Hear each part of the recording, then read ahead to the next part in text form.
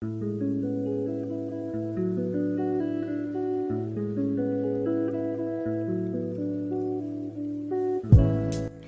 perkenalkan, nama saya Maharani Widiawardana dari Fakultas Kedokteran Hewan Universitas Udayana, angkatan tahun 2019 dari kelas C dengan NIM 19065. Dalam video kali ini, saya akan menjelaskan mengenai media pertumbuhan untuk bakteri dan jamur. Pertama-tama, saya akan menjelaskan terlebih dahulu apa itu definisi dari media pertumbuhan. Media pertumbuhan sendiri adalah suatu bahan yang terdiri atas campuran nutrisi yang digunakan oleh suatu mikroorganisme untuk tumbuh dan berkembang biak pada suatu media.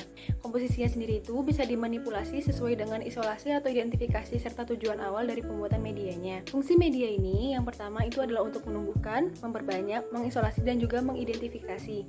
Guna mengidentifikasi bakteri sendiri adalah untuk melihat morfologi serta sifat dari bakteri tersebut. Untuk komposisi media pertumbuhan sendiri itu ada 6 macam. Yang pertama adalah tingkat keasaman atau pH. Kondisi optimum untuk suatu bakteri tumbuh itu biasanya pada pH netral itu sekitar 4,6 sampai 7. Sedangkan untuk kapang dan hamir mereka tumbuh pada pH yang lebih rendah. Yang kedua adalah suhu. Suhu sendiri itu merupakan faktor penting lingkungan untuk bakteri tumbuh. Bakteri juga tumbuh tuh pada suhu tertentu dan terdiri dari 3 kelompok bakteri berdasarkan suhu tumbuhnya. Yang pertama adalah sikrofil, yang kedua adalah mesofil, yang ketiga adalah termofil. Yang pertama itu sikrofil, yaitu bakteri yang tumbuh pada suhu sekitar 0 sampai 20 derajat Celcius. Lalu ada mesofil, yaitu kelompok bakteri yang tumbuh pada suhu sekitar 20 sampai 45 derajat Celcius. Dan yang terakhir adalah termofil, yaitu bakteri yang tumbuh pada suhu sekitar 45 derajat Celcius ke atas. Untuk bakteri mikroba perusak pangan biasanya tumbuh pada suhu ruang atau dikelompokkan sebagai bakteri mesofil, sedangkan bakteri yang patogen itu biasanya tumbuh pada suhu manusia sekitar 37 derajat Celcius. Lalu komposisi yang ketiga adalah nutrisi. Seperti makhluk hidup lainnya, mikroba juga memerlukan suplai nutrisi untuk bertahan hidup dan juga membentuk energi serta menumbuhkan selnya. Unsur-unsur dasar dari nutrisi mikroba antara lainnya karbon, hidrogen, nitrogen, oksigen, sulfur, fosfor, zat besi, hingga sejumlah kecil logam lainnya. Lalu komposisi yang keempat adalah oksigen. Sama seperti suhu, mikroba sendiri mempunyai kebutuhan yang berbeda akan oksigen. Terdapat 4 kelompok mikroba yang digolongkan berdasarkan kebutuhan oksigennya. Yang pertama adalah aerob, yaitu mikroba yang membutuhkan oksigen untuk pertumbuhannya. Lalu ada anaerob, yaitu mikroba yang tidak membutuhkan oksigen untuk pertumbuhannya. Lalu ada anaerob fakultatif, yang dengan atau tanpa oksigen dapat tumbuh. Dan yang terakhir adalah mikroaerofilik, yang membutuhkan konsentrasi oksigen lebih kecil daripada konsentrasi oksigen normalnya. Mikroba perusak pangan itu biasanya sifatnya aerob, kecuali bakteri yang dapat masuk ke dalam sistem pencernaan manusia yang tergolong sebagai bakteri anaerob fakultatif.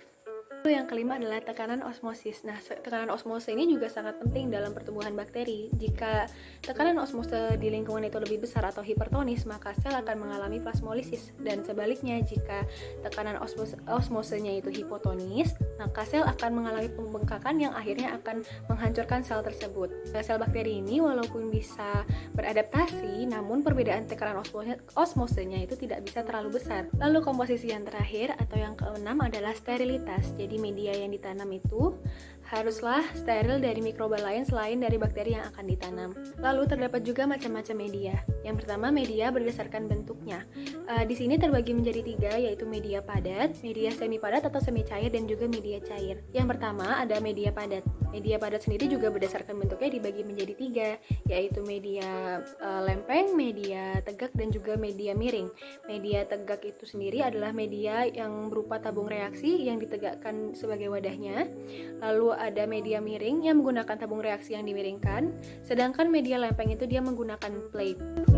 Berikut gambaran dari bentuk media padat. Yang nomor 1 dan 2 itu adalah media miring, lalu yang di tengah itu adalah media tegak, dan yang paling kanan adalah media plate.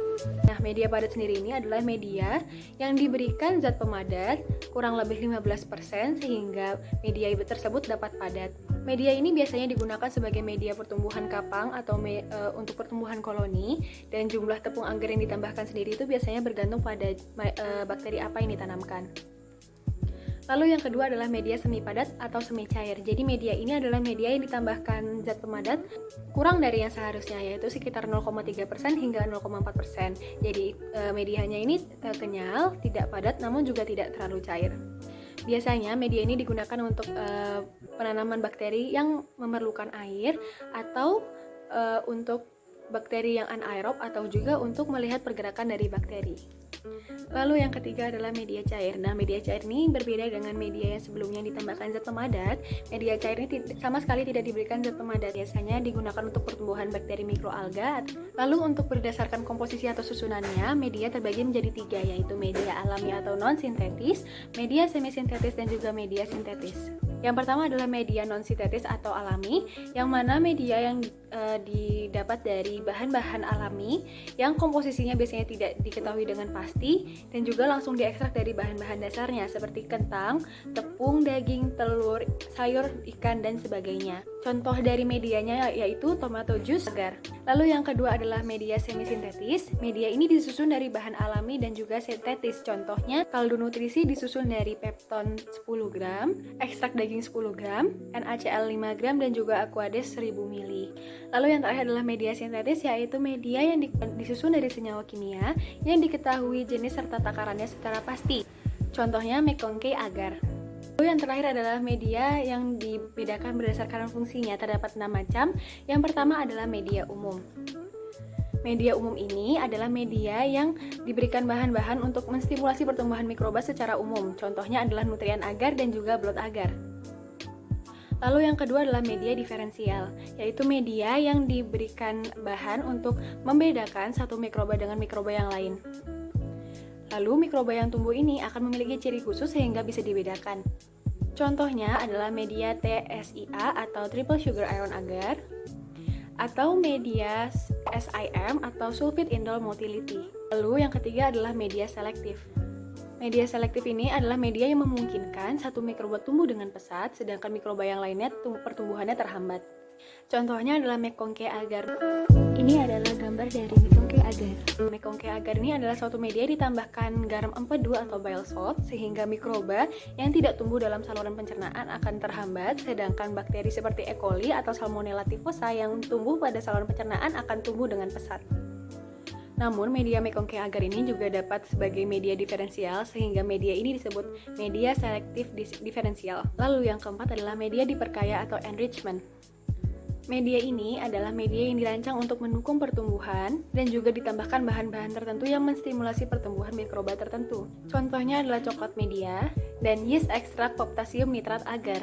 Lalu yang kelima adalah media identifikasi yang tujuannya untuk mengidentifikasi bakteri tertentu seperti MHA atau Mueller-Hinton agar. Lalu media yang terakhir adalah media penghitungan jumlah mikroba yang biasanya digunakan untuk menghitung jumlah mikroba dalam suatu bahan. Misalnya, media yang digunakan untuk menghitung jumlah bakteri E. coli dalam air sumur. Kiranya itu yang dapat saya sampaikan mengenai media pertumbuhan bakteri dan jamur.